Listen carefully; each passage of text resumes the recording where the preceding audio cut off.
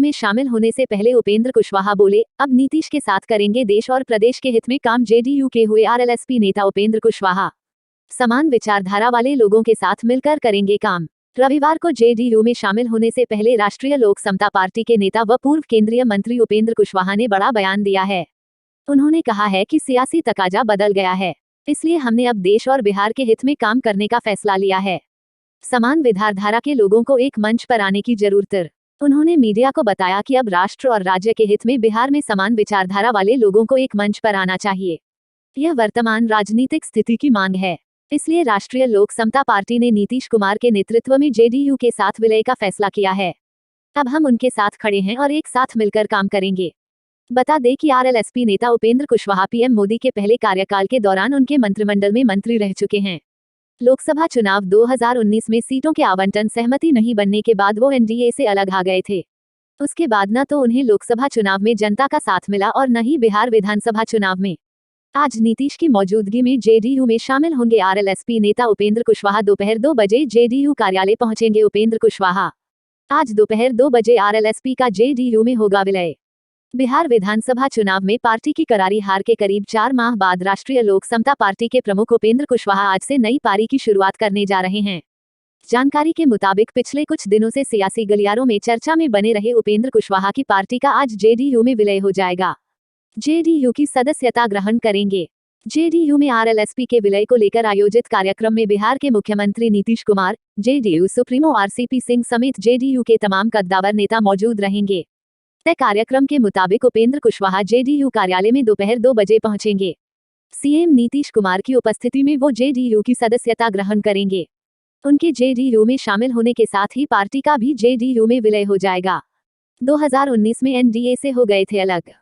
बता दें कि आरएलएसपी नेता उपेंद्र कुशवाहा केंद्रीय मंत्री रह चुके हैं।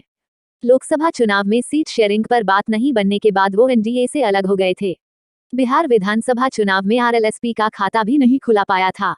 बिहार में एनडीए की बढ़ेगी ताकत, इस दिन आरएलएसपी बन सकती है गठबंधन का हिस्सा। नीतीश से हाथ मिलाएंगे उपेंद्र कुशवाहा। 14 मार्च को आरएलएसपी का हो सकता है जेडीयू में विलय। बिहार में बढ़ेगा एनडीए का कुनबा। बिहार से बड़ी खबर सामने आ रही है। दरअसल देश भर में राष्ट्रीय जनतांत्रिक गठबंधन से जहां वैचारिक मतभेदों के चलते पुराने सहयोगी दल शिवसेना, अकाली किनारा कर रहे हैं, वहीं बिहार में इनका कुनबा मजबूत होने जा रहा है। उपेंद्र कुशवाहा की पार्टी राष्ट्रीय लोक समता पार्टी आरएसएलपी का जनता दल यूनाइटेड के साथ विलय का मंच तैयार है और 14 मार्च को इसकी आधिकारिक घोषणा भी हो सकती है।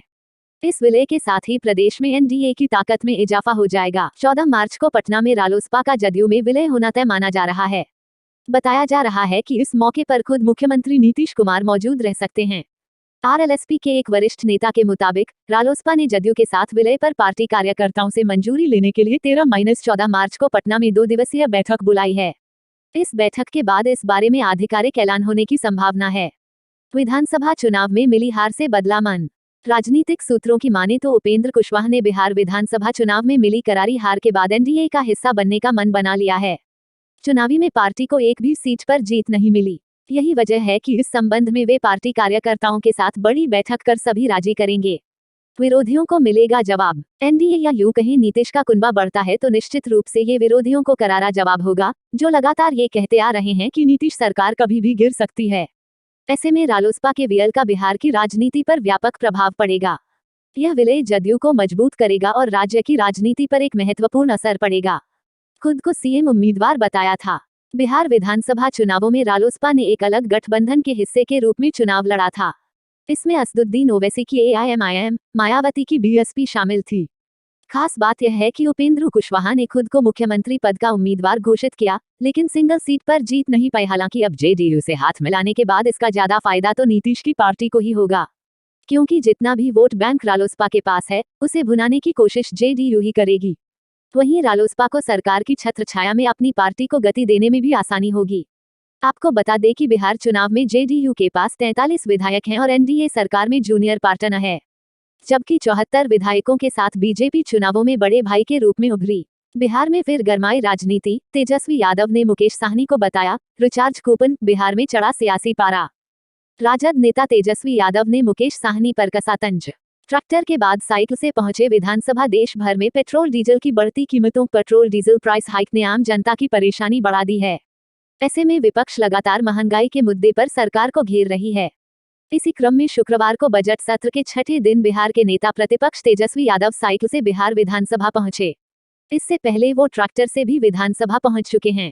चर्चा में भाग लेते हुए तेजस्वी यादव ने सत्ता पक्ष को कटघरे में खड़ा करने के लिए कहानी का सहारा लिया तो अलग अंदाज में शेरो शायरी भी की। आरजेडी के नेता तेजस्वी यादव ने वित्त मंत्री तारकिशोर प्रसाद द्वारा पेश किए गए बजट को झूठ का पुलिंदा बताते हुए कहा कि सरकार बजट का आकार बढ़ाने का दावा करती है लेकिन उसका खर्च ही नहीं कर पाती। वहीं तेजस्वी ने मुकेश साहनी को भी रिचार्ज कूपन कह डाला। नीतीश कुमार पर निशाना साधते हुए कहा कि तू कर ले हिसाब अपने हिसाब से, जनता हिसाब लेगी अपने हिसाब से। तेजस्वी ने सदन में एनडीए पर भी निशाना साधा। उन्होंने कहा कि बीजेपी को बजट में बड़ी हिस्सेदारी नहीं मिली है।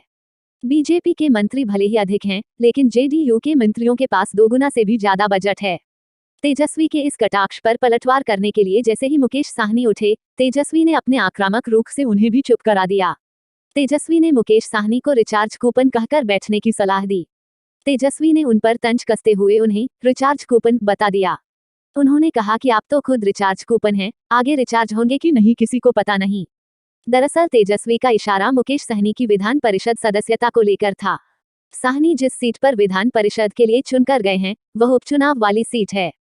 तेजस्वी ने कहा कि मुख्यमंत्री नीतीश कुमार जातिगत जनगणना की मांग करते हैं और कहते हैं कि इससे समाज के हर एक जाति का सर्वांगीण विकास होगा, लेकिन बजट में स्थिति हास्यास्पद है। बजट सेशन 2, तेल की बढ़ती कीमतों को लेकर राज्यसभा में विपक्ष का हंगामा। सदन 01 बजे तक के लिए स्थगित। राज्यसभा सभापति ने कहा कि विपक्ष लोकतंत्र का मजाक न उड़ाएं। हंगामे के बीच राज्यसभा की कार्यवाही 01 बजे तक के लिए स्थगित। आज राज्यसभा में बजट सत्र के दूसरे चरण की शुरुआत होने के कुछ समय बाद राज्यसभा को 01 बजे तक के लिए स्थगित कर दिया गया है। बजट सत्र के दूसरे चरण की कार्यवाही शुरू होने से पहले टीएमसी ने बजट सत्र को स्थगित करने की मांग की है। हंगामे के बीच राज्यसभा के सभापति वेंकैया नायडू ने विपक्षी सदस्यों के हंगामे से बाज आने की चेतावनी दी है। उन्होंने कहा कि बजट सत्र 2 के पहले दिन हंगामा सही नहीं है। आप सदन को चलने दें। ऐसा न होने पर मुझे पहले दिन ही कार्रवाई के लिए मजबूर होना पड़ सकता है। विपक्ष के हंगामे के बीच राज्यसभा दोबारा 01 बजे तक के लिए स्थगित। बढ़ती कीमतों पर चर्चा कराने की मांग। तेल की बढ़ती कीमतों को लेकर राज्यसभा में कांग्रेस सहित अन्य विपक्षी दलों ने हंगामा मचाया और कार्यवाही को बाधित किया। विपक्ष की ओर से सदन की कार्यवाही 11 बजे तक के लिए स्थगित कर दी गई।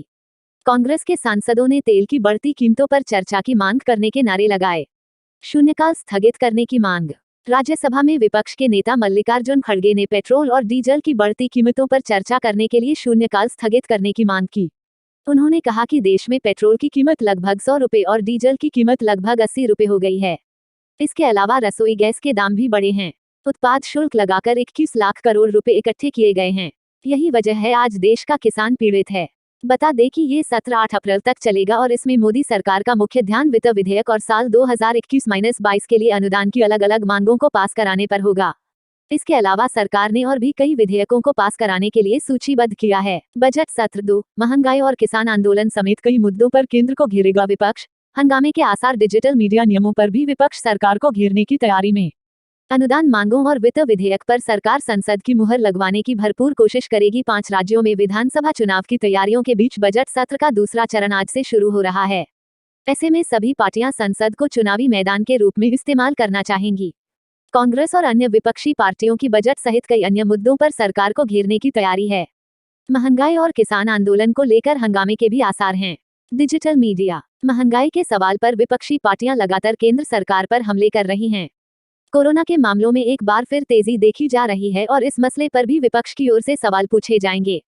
वहीं डिजिटल मीडिया के लिए बनाए गए नए नियमों पर भी विपक्ष ने सरकार को घेरने के संकेत दिए हैं।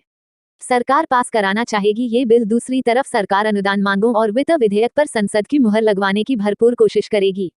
मंगलवार से लोकसभा में बजट की अनुदान मांगों पर चर्चा शुरू हो जाएगी।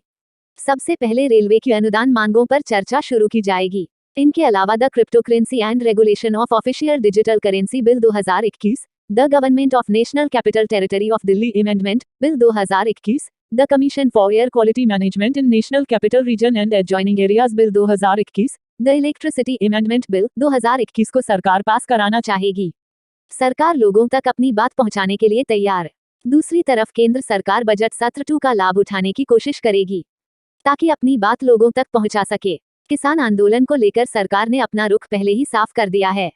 हालांकि सरकार को महंगाई के सवाल पर जवाब देने में कठिनाई का सामना करना पड़ सकता है। सपा नेता रामगोपाल यादव ने कसा केंद्र पर तंज, कहा महंगाई से परेशान गरीब लोग लकड़ियों पर बना रहे हैं रोटी। पेट्रोल, डीजल और गैस सिलेंडर की कीमतों में बढ़ोतरी जन विरोधी।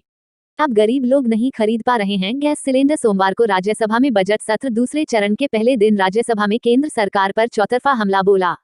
समाजवादी पार्टी के नेता रामगोपाल यादव ने कहा है कि पेट्रोल, डीजल और घरेलू गैस की कीमतें आसमान छू रही है।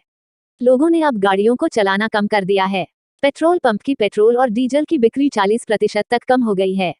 उन्होंने कहा कि लोग गैस का सिलेंडर नहीं ले पा रहे हैं।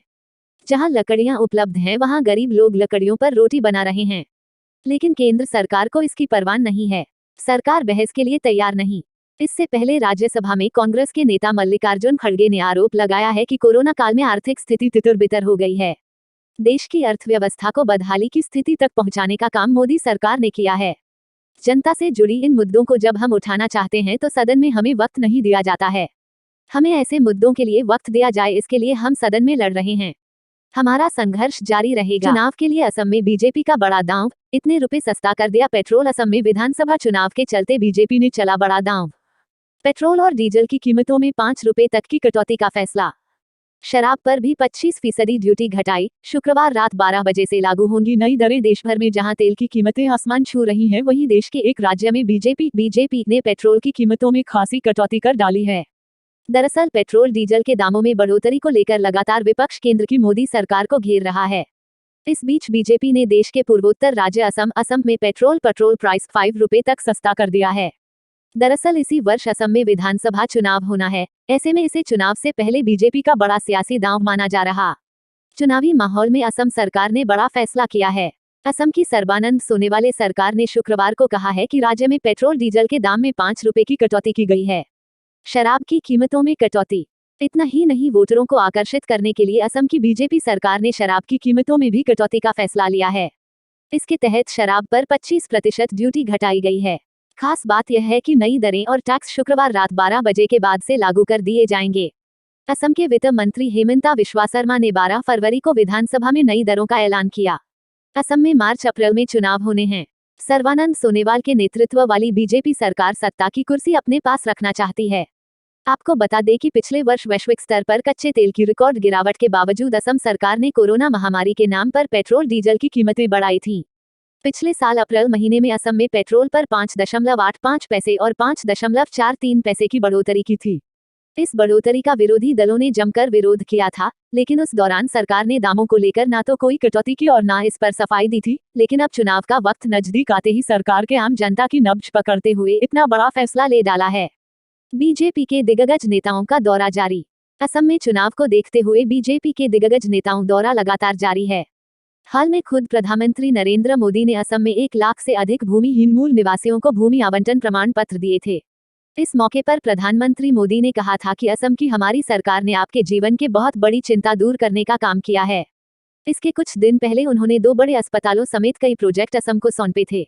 वेस्ट बंगाल बीजेपी ने जारी की 40 स्टार प्रचारकों की सूची। पीएम मोदी, शाह सहित मिथुन चक्रवर्ती का नाम भी शामिल। बीजेपी ने विधानसभा चुनाव के लिए स्टार प्रचारकों की सूची जारी की।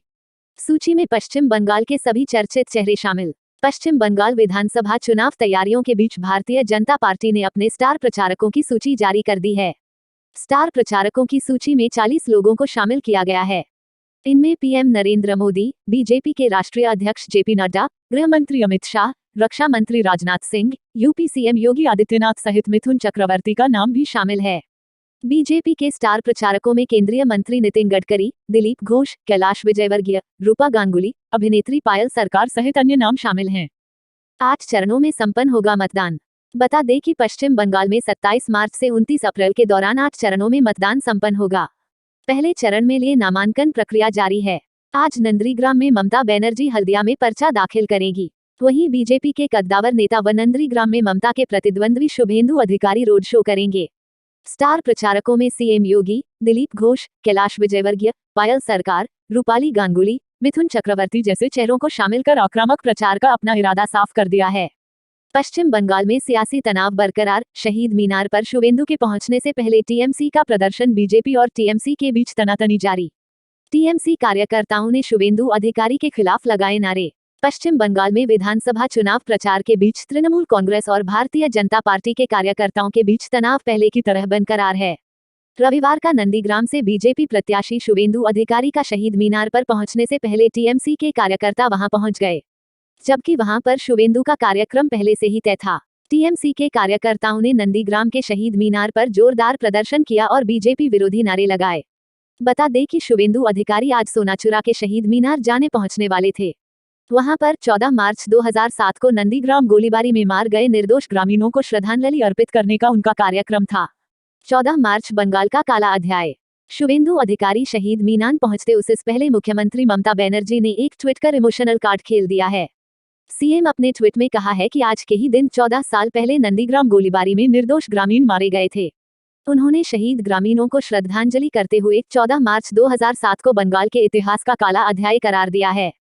सीएम ममता बनर्जी ने तत्कालीन वामपंथी सरकार के कुशासन का जिक्र करते हुए कहा कि कई निर्दोष लोगों की तो लाश भी नहीं मिल पाई। उन्होंने अपने ट्वीट में लिखा है कि नंदीग्राम में अपनी जान गंवाने वालों की याद में हम हर साल 14 कृषक दिवस मनाते हैं। 14 साल पहले आज के दिन नंदीग्राम में मारे गए थे निर्दोष ग्रामीण, ममता बनर्जी ने बताया। बंगाल का काला अध्याय ग्रामीणों के सम्मान में लड़ रही हूं नंदीग्राम से चुनाव। 14 मार्च 2007 को नंदीग्राम गोलीबारी में मारे गए ग्रामीणों को दी श्रद्धांजलि। पश्चिम बंगाल विधानसभा चुनाव को लेकर राजनीतिक दलों के बीच सियासी घमासान जारी है। इस बीच मुख्यमंत्री ममता बनर्जी ने एक ट्वीट कर कहा है कि आज के ही दिन 14 साल पहले नंदीग्राम गोलीबारी में निर्दोष ग्रामीण मारे गए थे। उन्होंने शहीद ग्रामीणों को श्रद्धांजलि करते हुए 14 मार्च 2007 को बंगाल के इतिहास का काला अध्याय करार दिया है। बंगाल के किसान हमारी शान। ममता बनर्जी ने तत्कालीन वामपंथी सरकार के कुशासन का जिक्र करते हुए कहा कि कई निर्दोष लोगों की तो लाश भी नहीं मिल पाई। उन्होंने अपने ट्वीट में लिखा है कि नंदीग्राम में अपनी जान गंवाने वालों की याद में हम हर साल 14 मार्च को कृषक दिवस के रूप में मनाते हैं। किसानों को कृष्ण रत्न पुरस्कार देते हैं। बंगाल के किसान हमारी शान हैं। हमारी सरकार उनके सर्वांगीण विकास के लिए काम कर रही है। नंदीग्राम का प्रत्याशी होने पर गर्व। ममता बनर्जी ने कहा कि नंदीग्राम के भाइयों और बहनों के सम्मान में मैं वहां से चुनाव लड़ रही हूं। इस ऐतिहासिक स्थान से उम्मीदवार होने पर मुझे गर्व है। उन्होंने कहा कि बंगाल विरोधी ताकतों के खिलाफ और शहीद परिवारों के सदस्यों के साथ रहना और काम करना मेरे लिए सबसे बड़ा सम्मान है। कैलाश विजयवर्गीय बोले, पार्टी कहेगी तो चुनाव लड़ने के मुद्दे पर मिथुन दा से बात करूंगा। अब तक की बातचीत में मिथुन दा ने चुनाव लड़ने से इनकार किया है। बीजेपी शुभेंदु के बाद कुछ और चर्चित चेहरों को चुनावी मैदान में उतारना चाहती है। पश्चिम बंगाल विधानसभा चुनाव को लेकर सियासी उलटफेर का सिलसिला जारी है। इस बीच प्रदेश प्रभारी और बीजेपी के राष्ट्रीय महासचिव कैलाश विजयवर्गीय ने बड़ा बयान दिया है। उन्होंने कहा कि चुनाव लड़ने के मुद्दे पर अभी तक की बातचीत में मेरी मिथुन चक्रवर्ती ने चुनाव लड़ने से इनकार किया है। इसके बावजूद अगर उन्हें चुनाव लड़ाने का निर्णय लेती है तो मैं मिथुन दा से इस बारे में बात करूंगा, साथ ही उन्हें चुनाव लड़ने के लिए राजी करूंगा। बता दें कि भारतीय जनता पार्टी ने नंदीग्राम से शुभेंदु अधिकारी को ममता बनर्जी के खिलाफ मैदान में उतारकर विधानसभा चुनाव में भरपूर रोमांच पैदा कर दिया है। शुभेंदु ने आज बाबुल सुप्रियो, धर्मेंद्र प्रधान और स्मृति ईरानी की मौजूदगी में पर्चा भी दाखिल कर दिया है। अब बीजेपी बंगाल विधानसभा की कुछ और सीटों पर प्रदेश के चर्चित चेहरों का उतारकर टीएमसी के खिलाफ चुनावी लीड लेने का प्रयास करेगी। बताया जा रहा है कि बीजेपी केंद्रीय नीति पर अमल की योजना बनाने में जुटी है। यही वजह है कि कैलाश विजयवर्गीय ने मिथुन दा को चुनाव लड़ने के लिए तैयार रहने के संकेत दिए हैं। वेस्ट बंगाल इलेक्शन 2021 टीएमसी में शामिल हुए यशवंत सिन्हा, भाजपा नेतृत्व पर साधा निशाना। केंद्र का मकसद हर स्तर पर चुनाव जीतना है। देश आज विकट स्थिति में है। लोकतांत्रिक मूल्यों पर हमला जारी है। पश्चिम बंगाल चुनाव 2021, वेस्ट बंगाल चुनाव 2021 को लेकर में भारतीय जनता पार्टी और तृणमूल कांग्रेस के बीच जारी सियासी टकराव के बीच बीजेपी के पूर्व नेता और पूर्व केंद्रीय मंत्री यशवंत सिन्हा आज ममता बनर्जी की पार्टी में शामिल हो गए। टीएमसी में शामिल होने के तत्काल बाद उन्होंने बीजेपी नेतृत्व पर निशाना साधते हुए कहा कि आज देश विचित्र स्थिति में पहुंच गई है। राजनीति में अभी तक हम लोग सोचते रहे कि लोकतांत्रिक मूल्यों, भाईचारे, देश की अखंडता, सबको साथ लेकर चलने के मुद्दे कोई नहीं भटकेगा, लेकिन वर्तमान केंद्र सरकार को इन लोकतांत्रिक मूल्यों की परवाह नहीं है। उन्होंने कहा है कि केंद्र सरकार का मकसद हर पर चुनाव जीतना है। यह स्थिति देश के लिए चिंताजनक है। चंद्रशेखर और वाजपेयी कैबिनेट में रह चुके हैं मंत्री। बता दें कि यशवंत सिन्हा पूर्व आईपीएस अधिकारी रहे हैं। पूर्व प्रधानमंत्री चंद्रशेखर के कैबिनेट में मंत्री रहे। बाद में अटल बिहारी वाजपेयी के नेतृत्व वाली एनडीए सरकार के वित्त और विदेश मंत्री रहे। लोकसभा चुनाव 2014 के बाद उनकी नई बीजेपी नेतृत्व से नहीं बनी और उन्होंने बीजेपी का छोड़ दिया। पिछले